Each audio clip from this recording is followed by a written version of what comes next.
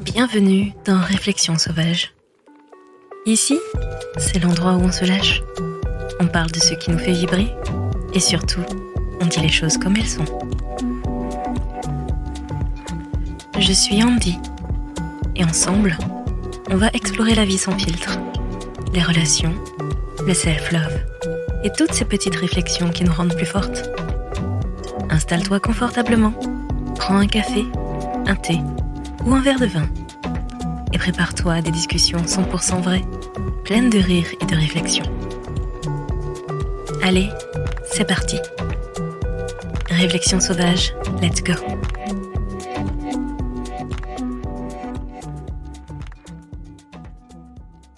Série Les Insupportables.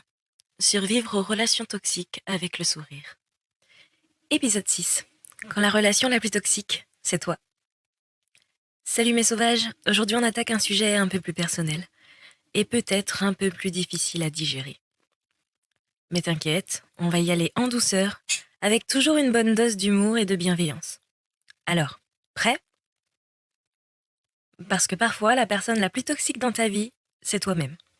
Oui, je sais, ça fait mal, mais t'inquiète, on est là pour en parler, dédramatiser et surtout avancer ensemble.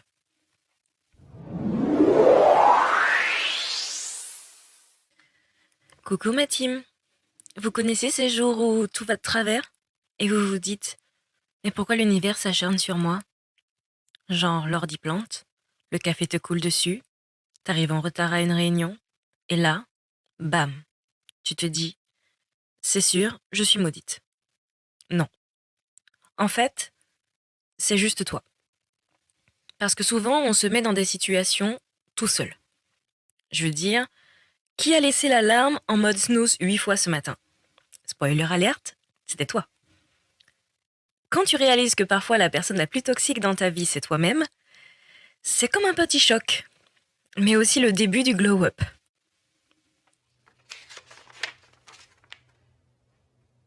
Alors, c'est quoi cette histoire de relation toxique avec soi-même ?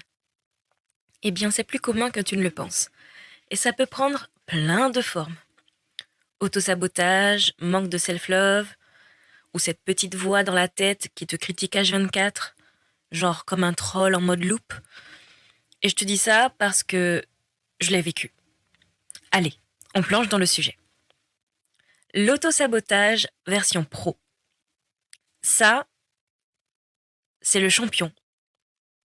Exemple, tu lances un projet perso, t'es super excité, ultra motivé, tu fais une to-do list de 3 pages, et puis 2 jours après, tu commences à douter. Genre, mais attends, c'est nul ce que je fais. Qui va s'y intéresser ? Et bim, procrastination activée. Tu te mets à ranger ton appart comme si la vie en dépendait, et à binge-watcher 3 séries sur Netflix, et voilà, projet mort, avant même d'avoir commencé. Tu as tué ton élan toute seule. Auto-sabotage, bonjour. Ensuite, on a le manque de self-love. C'est un classique. Est-ce que tu as déjà passé 10 minutes devant ton miroir à traquer tes défauts ? Moi, j'appelle ça le zoom de l'enfer. Chaque petit bouton devient un volcan. Chaque bourrelet te semble énorme alors que franchement, personne ne les voit, sauf toi. On passe tellement de temps à se critiquer qu'on finit par oublier qu'on a des trucs incroyables à offrir. Et le pire, c'est qu'on dirait que c'est devenu normal de s'auto-juger. Combien de fois t'as entendu quelqu'un dire « Oh, mais je suis tellement nulle !» Trop souvent, malheureusement. Perso, je suis devenue une experte en auto-dénigrement à un moment. Juste avant de me rendre compte que ça me faisait plus de mal qu'autre chose finalement. Et puis t'as aussi les pensées toxiques. Tu sais, le mode bouillie mentale. Cette petite voix, vous savez, celle qui te dit en boucle « Tu ne mérites pas ci, tu n'es pas assez ça ». Parfois ça commence avec un tout petit doute et ça finit en mode boucle infernale dans ta tête. Genre tu passes une mauvaise journée et bam, ta voix intérieure est là. C'est normal, tu ne fais jamais assez bien. Ça te parle ? Moi je l'ai surnommée la saboteuse intérieure. C'est elle qui, à chaque coup de mou, arrive avec son petit commentaire pour enfoncer le clou. C'est charmant, non? Surtout que ça vient de nous.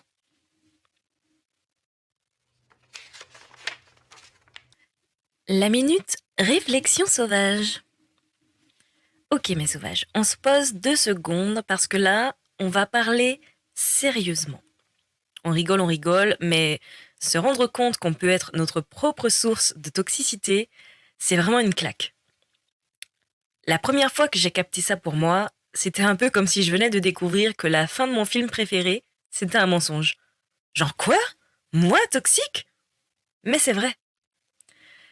Et le pire avec l'autotoxicité, c'est que tu t'en rends compte toujours après coup. C'est pas comme un ou une pote qui te critique ouvertement et que tu peux éviter. Non, là, c'est bien plus subtil. Ça commence souvent par des petites choses, genre tu prends une mauvaise décision et au lieu de te dire c'est pas grave, je vais rebondir, tu te lances dans un festival d'autocritique. Par exemple, j'ai été une experte pour me descendre en flèche pour des broutilles. Une fois, j'ai même pris une décision super banale, genre je vais arrêter le sport pendant 1 mois, ça ira. Mais bien sûr, 1 mois plus tard, c'était bravo, t'as tout ruiné. Oui, rien que ça. J'étais ma propre comité de jugement. Et honnêtement, j'étais hyper pas sympa avec moi-même. Et en fait, c'est ça le truc. Quand tu continues à laisser cette petite voix intérieure prendre le contrôle, tu restes coincé. C'est comme marcher dans le sable mouvant. Chaque fois que tu fais un pas, tu t'enfonces un peu plus. C'est vicieux. Parce que cette toxicité ne te vient même pas de l'extérieur. Et le pire, c'est que tu peux passer des années à ne pas le voir et à penser que c'est tout à fait normal. Parce que se juger soi-même, être dur avec soi, on nous a fait croire étant petit que c'était presque une forme de modestie. Mais en fait, c'est juste de l'auto-sabotage déguisé. Mais alors, comment on s'en sort? Bon, déjà, faut commencer par s'en rendre compte. Parce que, newsflash, ce n'est pas normal de se détester. Mais une fois que t'as capté, tu peux commencer à t'entraîner à une nouvelle discipline. La bienveillance envers toi-même. Et non, ce n'est pas juste une tendance Pinterest. C'est une question de survie émotionnelle.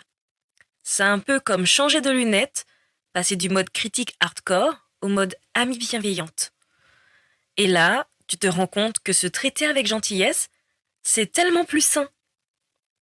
Quand tu commences par des petites choses, par exemple, au lieu de te dire t'es nul, t'as encore procrastiné, tu te dis plutôt ok, aujourd'hui, t'as pas été super productive, mais demain, tu te relèves.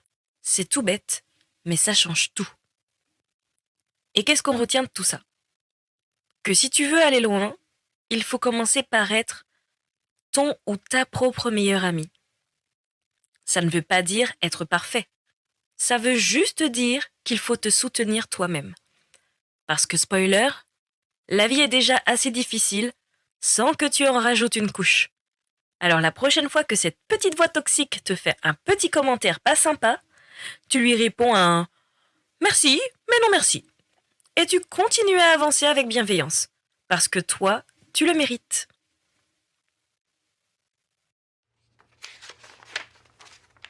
Les conseils sauvages. Premièrement, pardonne-toi et arrête de te flageller. Je sais que c'est plus facile à dire qu'à faire, mais la première étape pour arrêter cette spirale, c'est d'apprendre à te pardonner. Oui, t'as procrastiné. Oui, tu as foiré quelques projets. Oui, t'as peut-être pas tout fait comme il faut, mais tu sais quoi? C'est ok. On est humain et on a le droit de faire des erreurs. Perso, j'ai appris à dire oups, tant pis, plutôt que oh là là, quel incapable. Et vraiment, ça change tout. Deuxièmement, prends soin de toi. Vraiment. Et quand je dis ça, je ne parle pas seulement de mettre un masque à l'argile 1 fois par semaine. Hein. Prendre soin de toi, c'est aussi écouter ton corps et ton esprit quand ils te disent que ça ne va pas. Si tu te sens épuisé, prends une pause. Et surtout, arrête de te parler comme si tu étais en compétition constante avec le reste du monde. L'idée, c'est de devenir ton propre allié, pas de te taper dessus pour chaque mini-erreur. Troisièmement, traite-toi comme tu traiterais ton ou ta meilleure amie. Si ton ou ta pote venait te voir en disant « Je suis nul, j'ai tout raté », tu lui dirais quoi? Oui, c'est vrai, t'es vraiment nul? Bien sûr que non. Alors pourquoi tu fais ça avec toi-même? L'idée, c'est de te parler à toi-même avec douceur, avec bienveillance. Parce que franchement, tu resteras ton premier et dernier partenaire de vie. Alors autant que ça se passe bien entre vous, non? Quatrièmement, fixe-toi des objectifs réalistes et fête les petites victoires. Le perfectionnisme, c'est sympa sur le CV. Mais en vrai de vrai, ça peut te tuer à petit feu. Essaie de te fixer des objectifs atteignables. Même si c'est juste, aujourd'hui je vais envoyer cet email que je repousse depuis 3 jours. Et surtout, n'oublie pas de célébrer ces petites victoires. Pas besoin de réussir des trucs énormissimes pour être fier de toi. Chaque étape compte.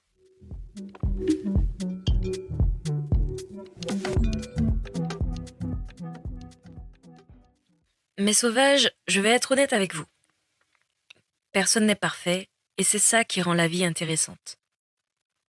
On a tendance à passer tellement de temps à être dur avec nous-mêmes qu'on oublie qu'on est déjà assez là, comme ça, dans notre imperfection. Alors à partir d'aujourd'hui, on change de stratégie, on s'encourage, on se célèbre, et surtout on arrête de se descendre. Parce que franchement, si toi-même tu ne crois pas en toi, finalement qui le fera? Donc la prochaine fois que tu entends cette petite voix toxique dans ta tête, tu la fais taire avec un merci, mais non merci. Tu mérites mieux que ça, et tu mérites surtout de t'aimer toi-même. Dans le prochain épisode, on va encore se marrer un peu, mais en mode ironique. On parlera de comment être toxique et fier de l'être. Je rigole. Ou pas. Un petit plongeon dans ces comportements qu'on a tous eus. Oui, oui, toi aussi. Et comment on peut les reconnaître et en rire. À très vite, mes sauvages, et en attendant, soyez doux avec vous-même. Allez, bisous sauvages, et à très bientôt.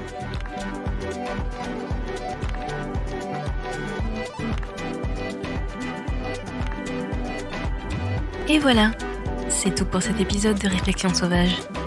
J'espère que ça t'a fait sourire, réfléchir, et peut-être même un peu bousculer.